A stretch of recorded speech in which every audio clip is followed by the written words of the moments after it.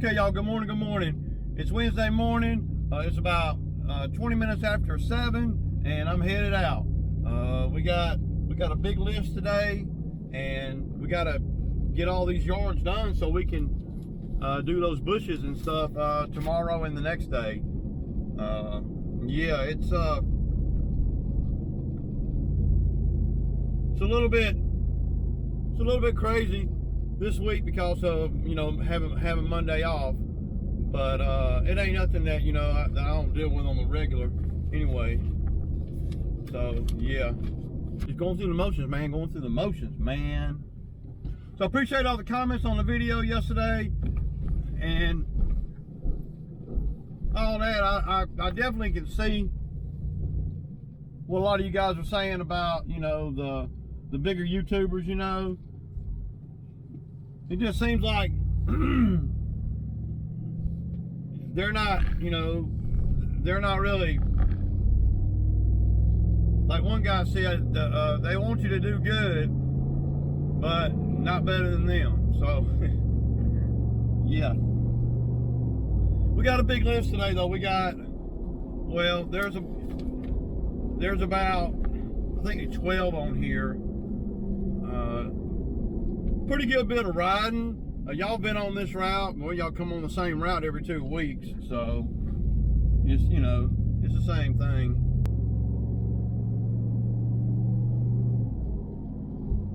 So I talked with the lady, you know, on the $1 Million Street about doing the bushes this week, and we're already scheduled to do the yard this week.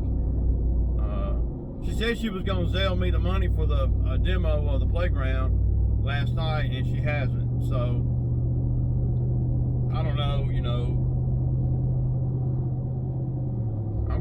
It's going to come to a point, man, where, you know, I'm not going to want to use the Zelle. I mean, it just seems ridiculous to, it's got to be, you know, to me, man, the customers, it's got to be important to them to pay me. You can't make it important to the customer to pay me. You know, she's gonna pay me. I'm not concerned at all about eventually getting my money. I don't want to have to make a statement though to get my money. You know what I'm saying? Like not show up or something like that, because, you know, that's the kind of thing that I would do if it wasn't such a high-paying customer. If this were a $50 or $60 or $70 lawn, then I would just skip it, and they would be calling me. See, but I'm not going to do that on a property that, well, it's actually 2 properties that actually pay $1,200 a month. You know, I'm just not going to do that. That's not smart. But there's other ways around it, you know. Now, if like I said yesterday, you know, if I felt like she wasn't going to pay me with it, we'd have words, but that's not what it is. They were out of town. She just got back in town, and there's no excuse, but, you know, it just needs to be important to the customer to pay us, you know. And after I get the $1,200, I may have a talk with her about, you know, having to wait so long on the money, you know. And it ain't about anything but her just taking the time to sit down at her home computer. I know what it is. I get it. She's real nice, and they got money. That's obvious, you know. But don't make me have to wait like this. And I don't know how to call somebody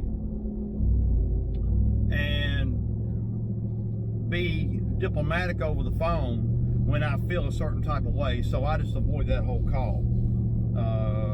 You know, now if I know the relationship's fixing to end, then I don't mind making that call, right? Because when I call her and ask her about the money, she might say something sideways, you know, slightly sideways, and then I'm gonna say something slightly sideways back, and then you can never go back from that. You know, I've lost a lot of customers over, you know, them coming at me sideways and then me coming back sideways. Quite a few, you know. And most of the time, once I come at them like that, I'm already prepared to lose the customer anyway, because I know it's usually going to go sideways. Right? It's usually going to go sideways because they're gonna come at me like they're offended that I'm even asking for my money.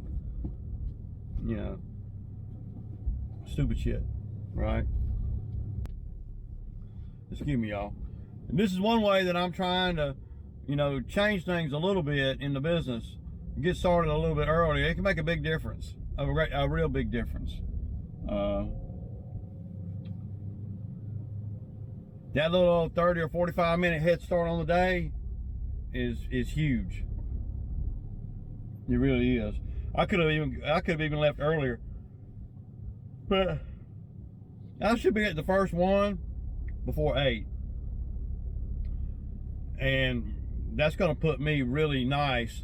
So the way we're doing the route today is we got 12 on the list. I got 1, 2, 3. I got 4 that I'm going to be doing, that I do every 2 weeks, you know, down in Fayetteville. And then Zach's going to do the route around the house. Yeah, I don't like Zach having to travel down to Fayetteville or whatever in the other truck if he don't have to. I'll do all the riding. The jobs that require us going to Fayetteville, I've been doing myself. Zach can do them, and he has done them, you know, over the years. And I'm not scared of seeing Zach down here, but Zach can be much more effective if he stays up around the house. And then I don't have to worry about the truck, the trailer, the mower, or anything. You get way down here and something go wrong, and Zach's not very resourceful. He doesn't really know, you know, how to fix a lot of stuff. And you know, and that's not a dig at Zach. That's just the nature. That's just, he doesn't know things like I know things. How to avoid certain things too. All that, you know, is why I'm the boss and he's not, and that's okay. Somebody's got to be me and somebody's got to be him. So Zach can change a tire, but you gotta jack the trailer up at the right spot, and you know, you gotta, first of all, you gotta get the trailer off the road. And you know, there's a lot of things that you might not think about out here that we think about. Well, at least I think about. So yeah. So it doesn't look like I'm going to get to that tree job this week. I called the customer and I told the customer, hey, you know, the tree job up in Noonan, because I didn't get the permit yesterday, and I'm not going to have time today to get the permit and all that. I'm going to have to make time to get that permit one day this week. I might be able to creep up there if I get done early enough today to run up there and grab it. But I'm not pressured to do it this week, because there's no way I'm going to be able to get to it. With the holiday, and if we hadn't had the holiday and I could have got the permit yesterday, then, you know, there was a good chance I could do that. But I'm not gonna stretch myself any further, because we're making money, good money every day. Today's about a $750 day, and the fuel in the other truck probably about $30, and the fuel in this truck is well, it's probably gonna be about $80. So we probably got $110 in fuel on the day. But Zach did real good yesterday. He made a little bit extra money yesterday because he came on time, and we got done with the list. And so today, if he gets there on time, and we get done with the list, then I'll give him a little extra. And I did take him home yesterday, like I said, but he had to help me do that last yard on the way home. That was the extra one we did, which helps for today, you know. I feel for any of the guys that are just starting out right now, because man, the gas would just be brutal, you know. And then a lot of the things that go on that you don't know, that you will know after you're doing it for a long time. the money that it took for me to get going, and on the daily, when fuel prices was $3 or $2.50 a gallon, it still took me. It took everything, you know, for me to run everything, because there were so many things I didn't know, right? There were so many things I didn't know about that I didn't know any, you know. I just know that my mortgage was this much money, and my power bill was this much money, and I needed to make this much money each month. So then I said, okay, now I need to make this much money each day. And that's what has driven the business. Me and my buddy Randall over there from Elite Landscapes, you know, we're very similar in a lot of ways. You know, I started this business out of desperation to pay my bills. You know, and sometimes I still feel like I am that in that mode. The reality side of me, I know I'm not desperate, but I don't want to be desperate. And Brandon and I were talking about, you know, evolving and growing and making more money after 10 years in with less work.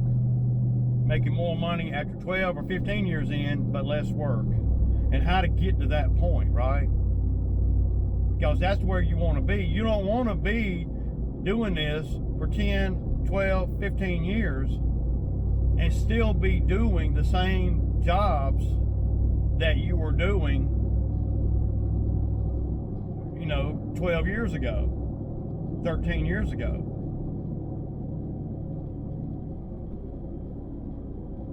And like me and Randall was talking, it goes all the way back to your money. I mean, I hate to always harp on the money, but it's so important that you can't hardly deny it. Because if I got $50,000 sitting in the bank, then I can pick and choose what jobs I want to do, what customers I want to take on. If I got $300 in the bank, well, my back's on the wall, and I have to take on all work. And most of the time, when you're new in the game, that's what you have to do, because you're trying to build. You're trying to build. I'm still trying to build, but I can be a little more picky now. And my pickiness is developed from my experiences out here with different type of customers and stuff, you know, and paying attention to everything around you all the time is critical to growing your business, especially if you're like in year 2 or 3. You know, if you're in year 2 or 3, at least for me, I was running around like a chicken with a head cut off. I was not very efficient. I was trying to survive. I was just trying to hook all the customers, you know, that I could. And I did that. But I didn't know that it was hectic, because I didn't know what methodical was in this business at that point. It was very hectic. Now that I look back on it and I look at how things are right now, you know, the first 5 years is a grind for sure. It's like, and me and Randall was talking about this too, it's like going from, you know, high school ball, football player or basketball player or whatever, and going to college ball, and then going from college ball to the NBA or the NFL.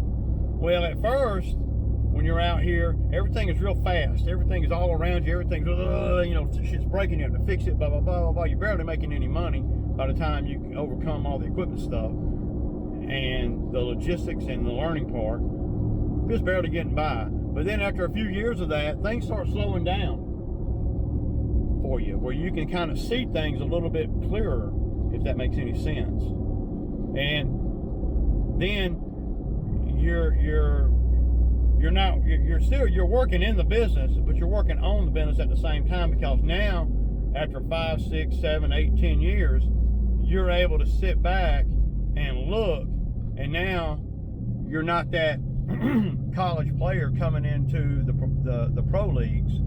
You're that coach on the field, and that's what I am. I'm like a coach on the field out here, because I am able to plot my game plan based on the experiences that I've had, and I can implement the game plan because I'm still in a good enough physical shape to do it. I can physically do it myself, so I coach myself up. And don't think that you're gonna come out here and make top dollar and not have to do any thinking, and not have to do any plotting. You know, you got to, man. I mean, nothing worth having is easy. And of course, what's the way to put it? When I was starting out, I was busting my ass and I was doing everything, and I was just barely getting by, y'all, for real. Just barely getting by, man. And it was so freaking frustrating, man, because I couldn't accumulate no equipment. I couldn't, you know, I always had issues with my truck, trailer. I didn't know anything about nothing. But over time, I have learned to fix my own stuff. I have learned to, well, I hate to say it like this, I've had to learn to spend money like I'm supposed to. Not like I think I should, but I've had to spend money on equipment and stuff, and not be afraid of spending. You can't be scared to spend. Of course, you know, in the beginning, you can't tell nobody that, because they're not hearing that, dude. They're afraid to spend. You know, you got to have a happy medium. You can't be too afraid to spend, but you also can't be a spending fool either. You know, and how I keep my spending fool down to a minimum is I fix my own stuff. So then when I do spend, it's because I have to.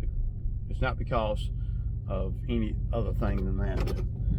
So y'all been over here a million times. It's 7:45, and I'm thinking to get out here and get started, man. Last time I got over here, it was after 9:15. I'm gonna be done with this one and headed to the other one before 8:30. So, yeah, man. There we go. All right, y'all. So one down.